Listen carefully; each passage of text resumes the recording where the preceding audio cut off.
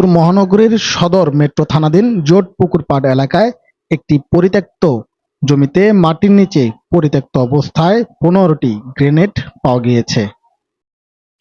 বোমা সদৃশ বস্তু গ্রেনেড উদ্ধারের খবরে মুহূর্তে ছড়িয়ে পড়ে পুরো এলাকায়।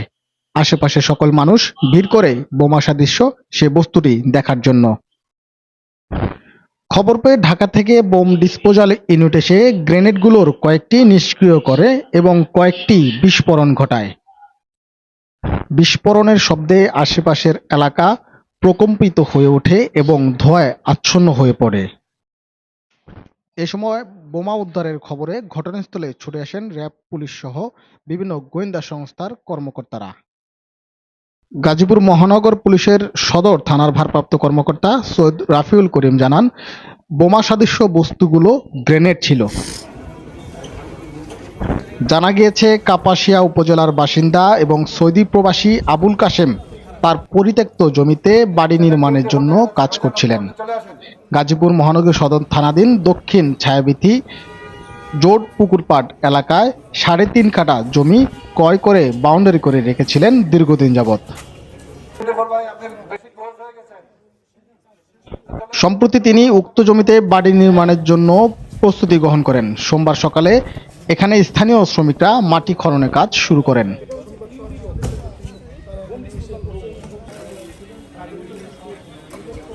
সকাল ৯টার দিকে মাটি খননের কাজ শুরু করেন। পরে গর্তের মধ্যে একটি মাটির কলস বেরিয়ে আসে। এ সময় কলসটিতে আঘাত লাগলে ভেঙে গেলে কলসের ভিতর গ্রেনেড সদৃশ কয়েকটি বস্তু দেখা যায়।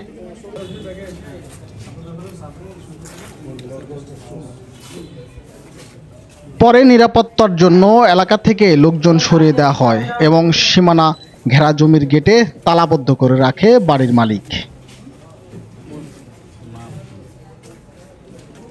বাড়ির মালিক আবুল কাশেম জানান, শ্রমিকরা ৯:৩০টার দিকে বিষয়টি জানায়। পরে প্রথমেই 999-এ ফোন দেই। পরে নিজে গাজীপুর সদর থানায় গিয়ে খবর দিলে পুলিশ ঘটনাস্থলে এসে পরিদর্শন করেন।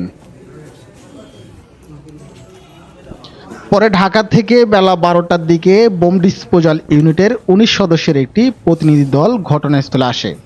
এই দলের নেতৃত্ব দিয়েছিলেন সহকারী পুলিশ সুপার মাহমুদুল হাসান। দুটি অত্যাধুনিক রোবট সহ দলটি ঘটনাস্থলের আশেপাশের লোকজনকে সরিয়ে দেয়। পরে কলসের ভিতর থেকে একে একে ১৫টি তাজা গ্রেনেড উদ্ধার করে আনেন বোম ডিসপোজাল ইউনিটের সদস্যরা। পরে বিকেল ৪টার দিকে গ্রেনেডগুলো একে একে নিষ্ক্রিয় করতে শুরু করেছিলেন বোম ডিসপোজাল ইউনিটের সদস্যরা। এ সময় হ্যান্ড মাইকে ঘোষণা দিয়ে নিরাপত্তার জন্য স্থানীয়দের সরিয়ে নেওয়া হয়। এ সময় বিস্ফোরণের শব্দে আশেপাশের এলাকা প্রকম্পিত হয়ে ওঠে। এ সময় আশেপাশের এলাকায় বিদ্যুৎ সরবরাহ বন্ধ রাখা হয়। নিরাপত্তাজনিত কারণে ঘটনাস্থলে ফায়ার সার্ভিসের একটি ইউনিট প্রস্তুত রাখা হয়েছিল। বোম ডিসপোজাল টিমের সিনিয়র সহকারী পুলিশ সুপার মাহমুদুজ্জামান জানান, ১৯ সদস্যের ডিসপোজাল টিম তাদের রিমোট কন্ট্রোলের মাধ্যমে রোবট দিয়ে গ্রেনেড নিয়ন্ত্রণে আনার চেষ্টা করেন। পরে গ্রেনেডগুলো উদ্ধারের পর নিষ্ক্রিয় করা হয়েছে।